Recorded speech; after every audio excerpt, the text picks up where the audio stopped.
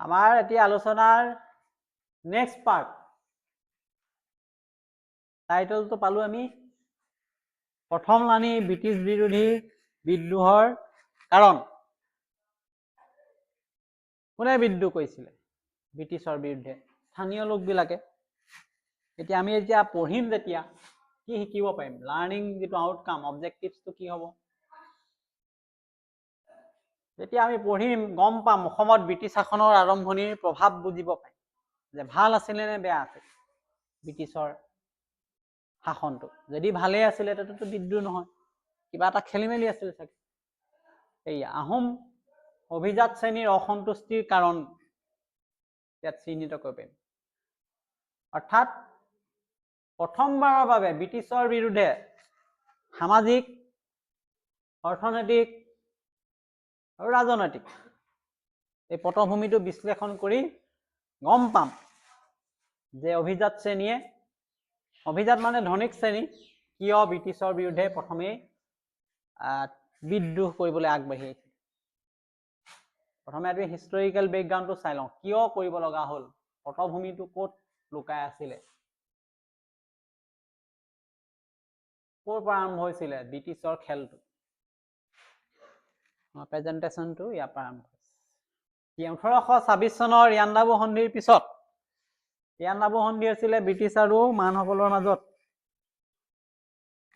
এই সন্ধিৰ পিছতে অসমত ইংৰাজ শাসন প্ৰতিষ্ঠা হোৱাটো আমি পাই আহিছো।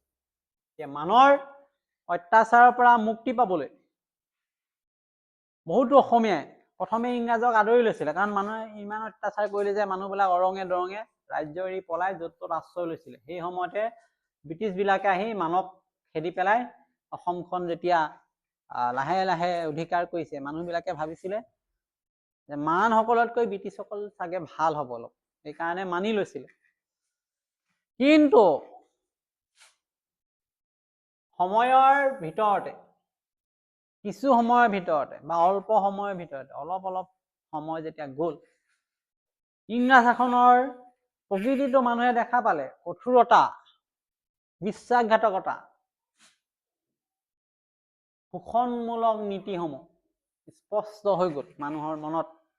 ছবিখন ওলাই পৰিলে যে কেনেকুৱা এটা দিনলৈ আগবাঢ়ি গৈ আছে, ফেচ কৰিবলৈ তেওঁলোক গৈ আছে। গতিকে জনসাধাৰণৰ মাজত গভীৰ অসন্তুষ্টি জন্ম হ'ল। তাৰ পৰিণামত কি দেখা গ'ল? প্ৰথমলানি ব্ৰিটিছ বিৰোধী বিদ্ৰোহ দেখা গ'ল। এইটো বিদ্ৰোহ জুই, তাৰমানে জুই জ্বলিছে মানুহৰ মগনত, অগ্নি জ্বলিছে, অসন্তুষ্টিৰ অগ্নি ব্ৰিটিছৰ বিৰুদ্ধে। কি কাৰণ আছিলে? কাৰণবিলাকতো আমি জনা উচিত। কাৰণবিলাক আমি এতিয়া বিশ্লেষণ কৰিম আমাৰ আলোচনাৰ এই বিষয়বস্তু। প্ৰথম, আহোম ডা ডাঙৰীয়া শ্ৰেণীৰ বিশেষ সুবিধা হেৰাই গ'ল। ব্ৰিটিছে অসমখন দখল কৰি পেলালে। আহোমসকল আগতে ৰজা আছিলে, ইয়াৰ স্বৰ্গদেউ আছিলে, কিন্তু ব্ৰিটিছে দখল কৰাৰ লগে লগে আহোমৰ যিবিলাক ডা ডাঙৰীয়া মন্ত্ৰী আছিলে, ইংৰাজী শাসন আৰম্ভ হোৱাৰ লগে লগে কি হ'ল? এই সকলোবিলাক সুবিধাবিলাক এৰিব লগা হ'ল।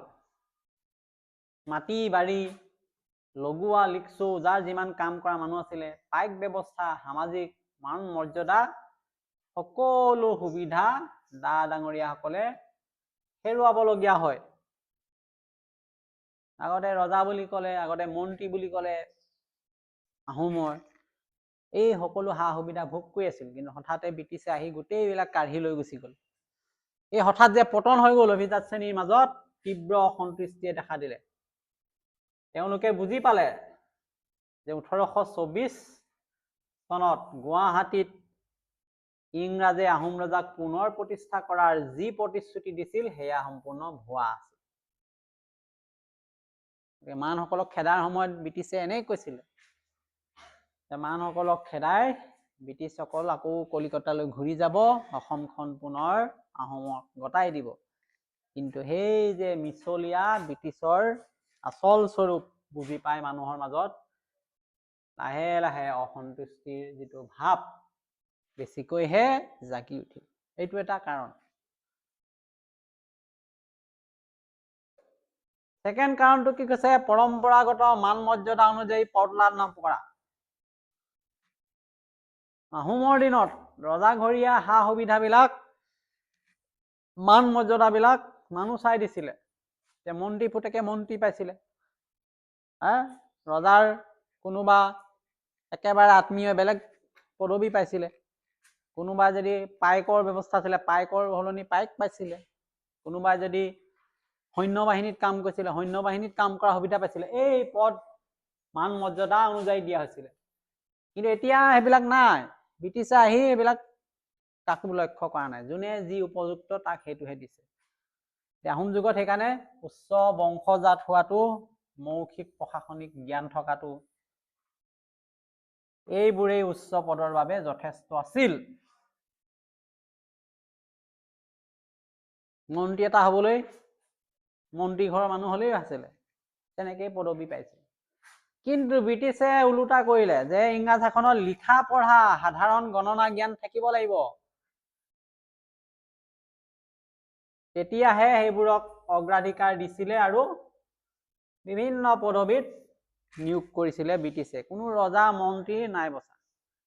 কোনোবা যদি সঁচাকৈ জ্ঞানী, লিখা পঢ়া জানিছে, ভাল ভাল পদবী দিছে।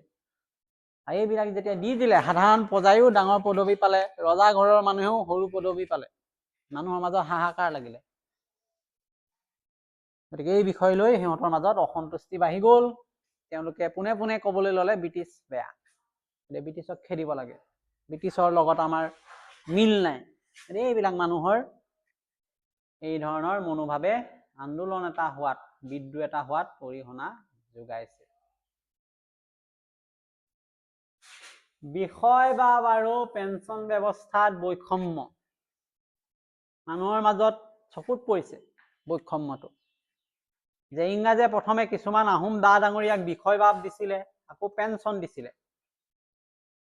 উদ্দেশ্য আছিলে তোষণ কৰিবলৈ চেষ্টা কৰিছিলে। আহোম কিছুমান বিষয়া হাত কৰিবলৈ বিচাৰিছিলে ব্ৰিটিছে, পেঞ্চন দি পেলাই, পদবী দি পেলাই। কিন্তু সকলোকেতো সম্ভৱ নহয় হাত কৰাটো, কিছুমানক হাত কৰিলে, পেঞ্চন দিলে। যিবিলাকে নেপালে, সকলো দা ডাঙৰীয়াই এই সুবিধা যেতিয়া নোপোৱাত অসন্তুষ্টি বাঢ়ি গ'ল। যিসকলে সা সুবিধা পাইছিলে তেওঁলোকক সমাজে হুৰুপা আৰু অদক্ষ বুলি গণ্য কৰিলে। কিছুমানে ব্ৰিটিছৰ লগত ভাল আছিলে, কিবা এটা পদবী পাই গ'ল, কিছুমানে নেপালে, নোপোৱাকেইটাই বদনাম উলিয়ালে, এইকেইটা অদক্ষ হুৰুপা, ব্ৰিটিছক তেল মাৰি পালে, আমি তেহঁততকৈ দক্ষ আছিলো, আমাক ব্ৰিটিছে বেয়া পাই নিদিলে, মানুহৰ মাজত ভুল ধাৰণা হ'ল। এইবিলাক অসন্তুষ্টি, পদবী আৰু পেঞ্চনৰ ব্যৱস্থায়ো কিছু সময়ত এই বিদ্ৰোহৰ অৰিহণা যোগাইছিলে। অৰ্থনৈতিক দুৰৱস্থা 4 নম্বৰ।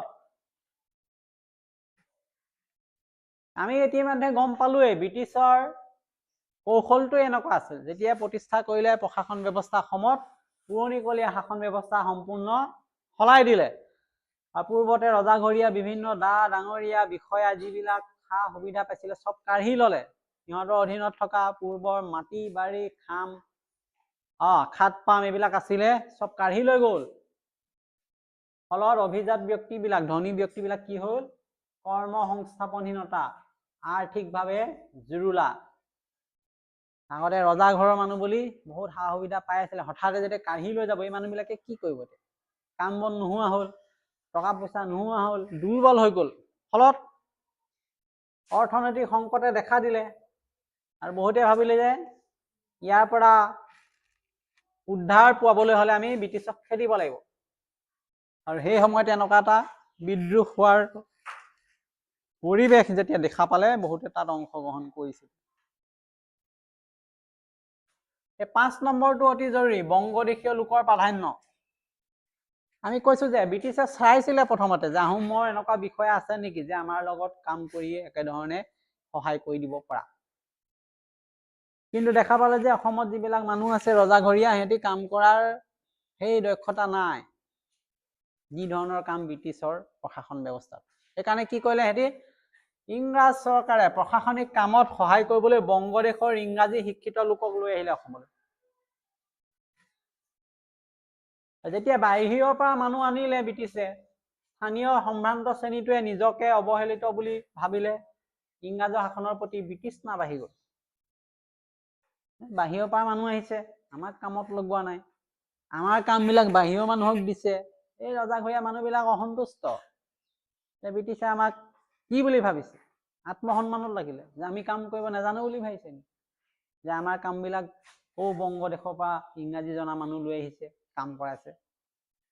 গতিকে নালাগে আমাক এইবিলাক শাসন, নাথাকো আমি ব্ৰিটিছৰ লগত, ব্ৰিটিছকে আমি একো সহায় নকৰো। এই মানুহৰ মাজত অভিযোগ ঢেৰ আহিবলৈ ল'লে, এই বংগদেশীয় লোকৰ প্ৰাধান্য যেতিয়া বাঢ়িবলৈ ধৰিলে। এইবিলাকো এটা কাৰক হিচাপে চিহ্নিত হৈছে। লগতে এই কাৰকটো প্ৰধান খাজানা আৰু কৰ বৃদ্ধি দিনক দিনে বৃদ্ধিয়ে পালে। ব্ৰিটিছে প্ৰথম অৱস্থাৰ পৰাই স্পষ্ট কৰি দিছিলে যে পাইক প্ৰথা নচলিব, এতিয়া খাজানা দিব লাগিব, ৰাজহ দিব লাগিব, ৰাজহো আগতকৈ পৰিমাণটো বেছি দিব লাগিব। এয়া বৃদ্ধি পালে, এইফালে ওপৰলৈ গৈছে। কৰ ব্যৱস্থা কঠোৰ কৰি দিলে, নিদিলেই নহব, যোনে নিদিব তাৰ পৰা কাঢ়ি লোৱা হব, মাটি বাৰী যি আছে। সেইকাৰণে গা খাটনিৰ পৰিৱৰ্তে নগদ ধন দিবলগীয়া কথা, নগদ ধনৰ অভাৱত সাধাৰণ শ্ৰেণীৰ লোকৰ জীৱন দুৰ্ভোগময় হৈ পৰা, এই কথাবিলাকে গৃহভূমি পৰিত্যাগ কৰিবলৈ বাধ্য হ'ল আৰু শেষত বিদ্ৰোহ কৰিছিলে। আৰু দুটা পইণ্ট আছে, আমি কমপ্লিট কৰিব লাগিব এইটো কোৰ্স, সেইকাৰণে 2 মিনিট লাগিব আৰু দুটা পইণ্ট একেবাৰে শেষ কৰিছো। বিশ্বাসঘাতকতা আৰু স্বাধীনতা হৰণ। ইংৰাজে মানুহৰ হাতৰ পৰা দেশ উদ্ধাৰ কৰি আহোম ৰজাক ঘূৰাই দিব বুলি আশা দিছিলে, কিন্তু দেখা গ'ল সেই আশ্বাস পালন নকৰিলে আৰু ব্ৰিটিছে অসমখন অধিকাৰহে কৰিলে। ইখনৰ পিছত সিখন ৰাজ্য অধিকাৰ কৰি বিশ্বাসঘাতকতাৰ পৰিচয় দিলে। আৰু এইবিলাক ঘটনাই কি কৰিলে, শেষত